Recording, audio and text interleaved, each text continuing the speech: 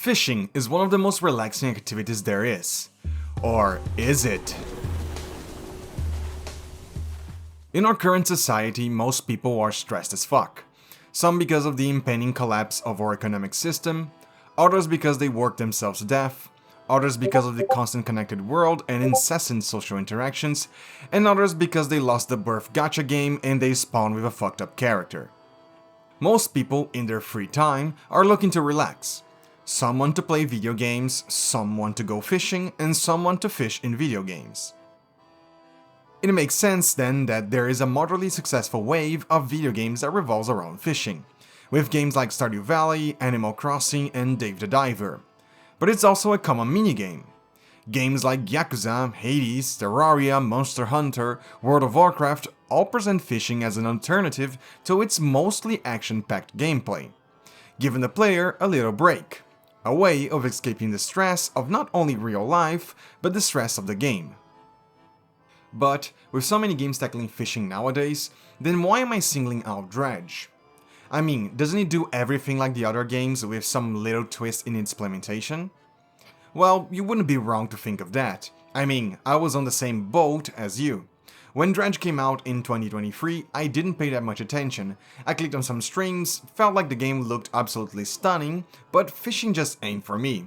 It's kinda boring. But then why did this game make so much success? And boy, was I glad to keep this game on my wishlist.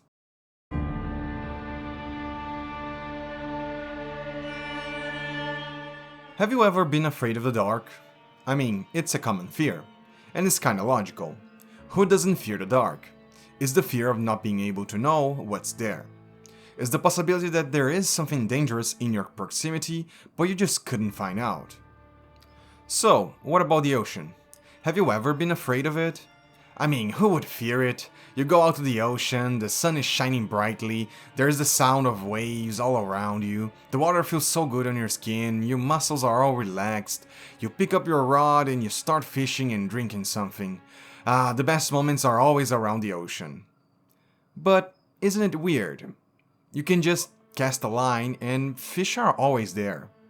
I think the fear of the ocean is even more logical. What if I told you that there is something in the darkness? It's just a question if it has noticed you. Would that make you comfortable? That's the ocean. There is more life in the ocean than we can imagine. We have hardly explored 20% of it, and yet we know it's a harsh environment full of predators. So who is it to say that monsters are not hiding in plain sight? When you look down into the ocean, it's not a question of whether there is something there. There is. You just can't see it, and you better pray that it cannot see you. That's why I love Dredge. Rather than making something relaxing, they decide to go to the opposite direction and make an anxiety simulator. I thought this was just a beautiful game about fishing, but it's actually survival horror. I mean, there's a reason why everyone is using thalassophobia in their titles when talking about this game. I am a scared motherfucker. I did not want to play this game. I was hyperventilating when I started this game. Yet, I finished every single quest in this game. So, allow me to try my best and convince you to give this game a shot. This game deserves an attempt at overcoming your fears. Dredge is an indie game released back in 2023 by Black Salt Games, with 2 expansions being released later. And the game revolves around fishing and horror, with the game following a narrative and numerous characters asking you to collect certain fish or materials out of the ocean. The game opens up with a bright and beautiful day, so although the game will scare you in the future, at least the game allows you to dip your toes in the water rather than diving headfirst into a shark's mouth. You get introduced to your classic fetch quest, you sail some meters away from the shore and cast a line.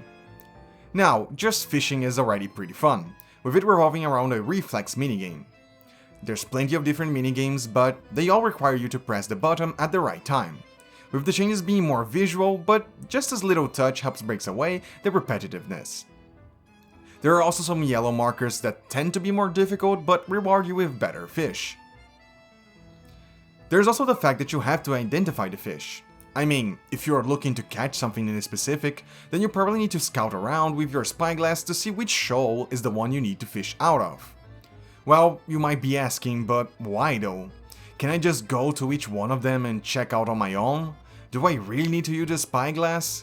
And why does the reflex matter? Even if I fail to press at the right time, the fishing line will still come up eventually.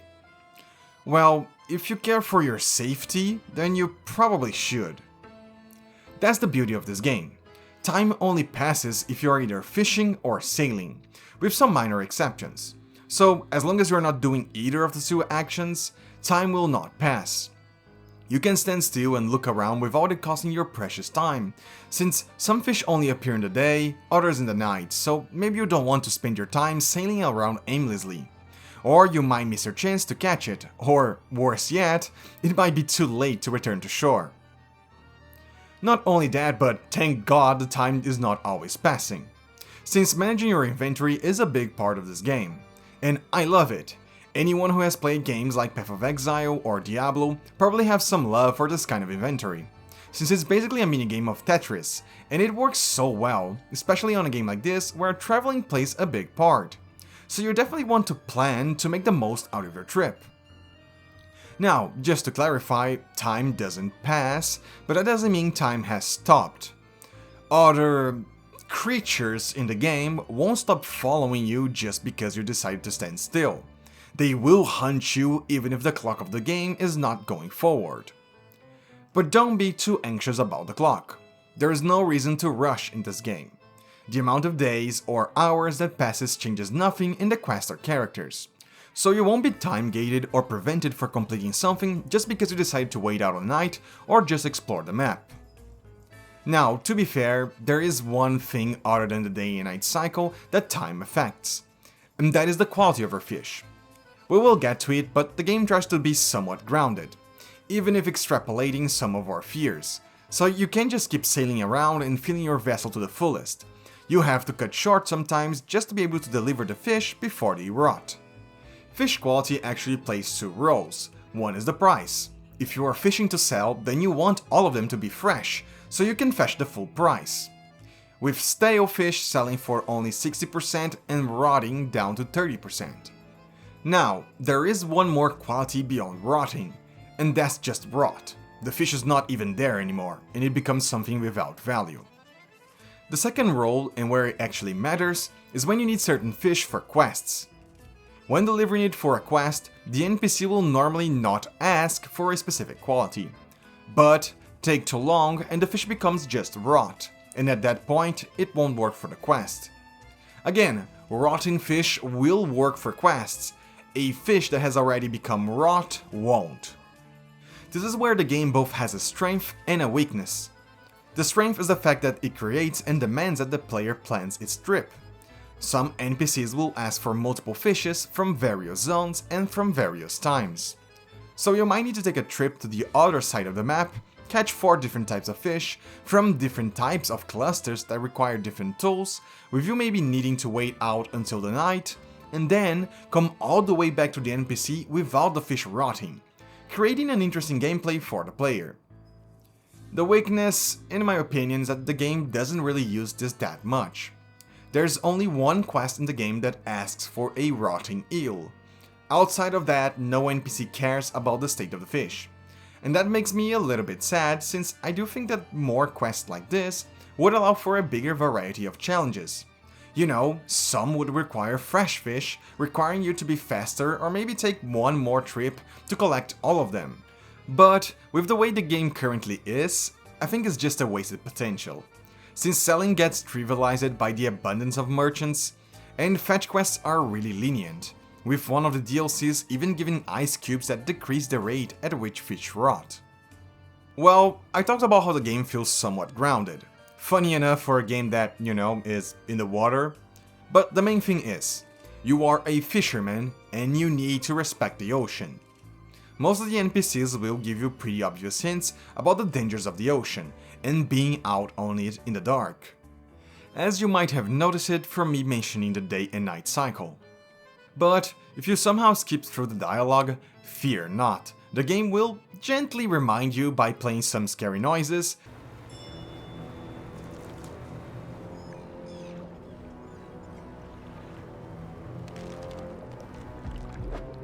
having an insanely good ambience, by moving some shapes through the water, and by making your controller rumble so much that it will put any vibrator in shame. I love this game because of that. As someone who fears the ocean out of respect, I think the game nails the feeling of being out on it. Yes, during the day it plays cheerful music, you see everything from afar, dolphins and whales are jumping around, the waves and winds are relaxing.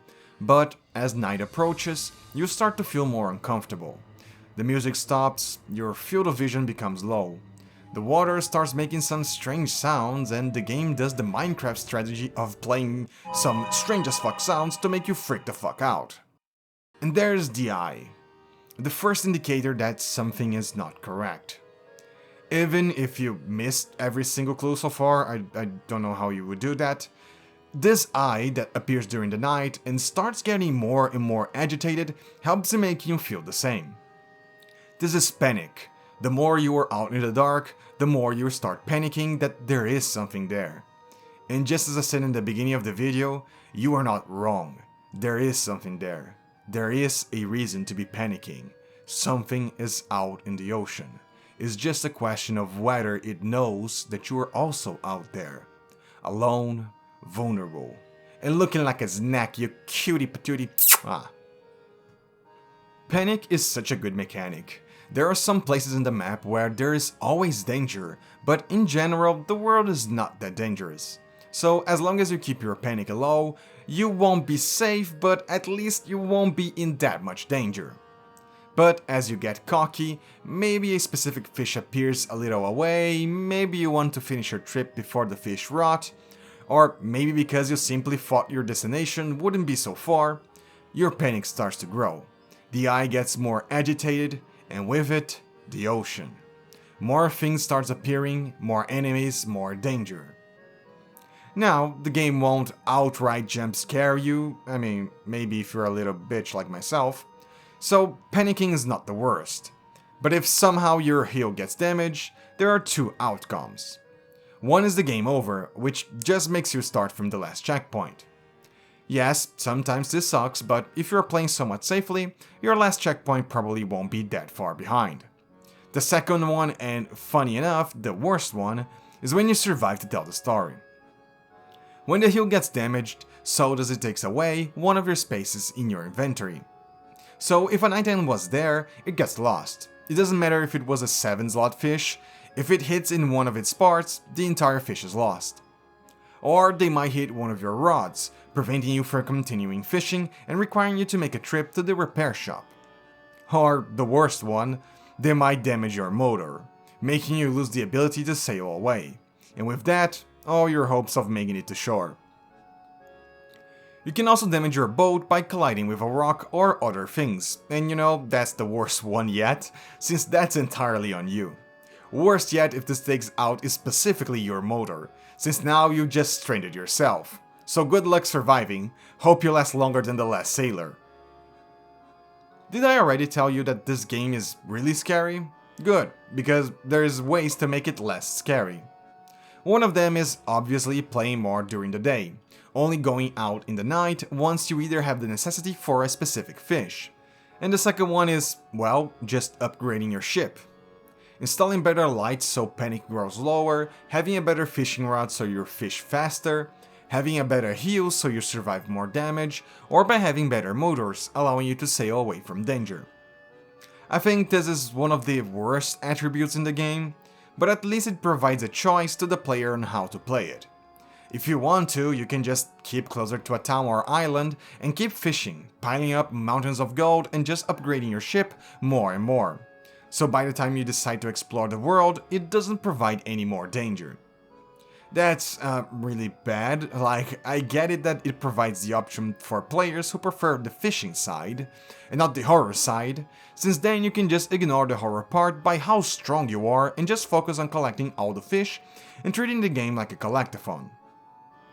But I think this robs the player of this special and unique part of this game, that being the horror. The game builds an insanely good ambience, and even the world design is super fun and intriguing, with each zone providing different dangers to the player. Also, the fact that you are slow and without good lights at the start actually makes you plan your trips and calculate your safety, since if you make a mistake, it's really easy to get badly punished. But if you have the best motors and the best lights, most trips becomes accessible, and most enemies can't even catch up to you, removing the feeling that the ocean is a dangerous place and putting you as its apex predator. I know that this is on the player. Hey, if you decided to keep farming and becoming strong, that was your choice, but come on, you can't blame someone scared to be prepared. Take games like Resident Evil or Dark Souls. In those games, most people end up saving consumables and making themselves super prepared before facing a boss fight. It's almost second nature for players to become the strongest they can before facing greater risk. So, I would have liked if the game kept some upgrades behind story progression, requiring you to reach certain islands and maybe complete certain fetch quests there before being allowed to research or buy the next tier of motors and lights. This would force players into those uncomfortable scenarios, helping make scary moments even more memorable. But hey, at least if you watched this video, now you know. Keep this reminder in your mind when starting the game. I want you to truly feel this world as something special, since there are so many interesting things inside of it. You have a tragic love story hidden inside notes, you have different regions with entirely different biomes and big monsters in it. You have so many different NPCs, all of them playing into your superstitions and fears. You have a DLC that discovers a new frozen land, and you even have a base builder DLC with the Iron Rig that tackle the subject of oil companies. The art style helps this game a lot, not only by the atmosphere it provides and creating this beautiful landscape, or oceanscape in this case, but also by providing unique NPCs that will stay in your mind, and some fun fish designs that will actually make you interested in seeing how it can fit this shape in your inventory. And this is really important, since there is no NPC markers on the map, so by creating unique conversations and making them visually distinct, even making their location memorable, once you complete a quest, you need to know exactly who and where the person is that was asking for it. The music is also top-notch, giving this Italian/Spanish coastal city its distinctive sound with all of its clarinets and strings, heavy bass lines featuring tons of staccato, some culturally distinct percussion instruments, and especially its accordion. By God, every single music in this game was amazing. I think half the reason I wanted to keep playing and surviving through a night was so I could see the sun shining and the music starting to play once again. Or by traveling to a new place and finding out a new banger. I swear to you, I stopped for like 5 minutes the first time I got to the oil platform and the Iron Rig OST started playing.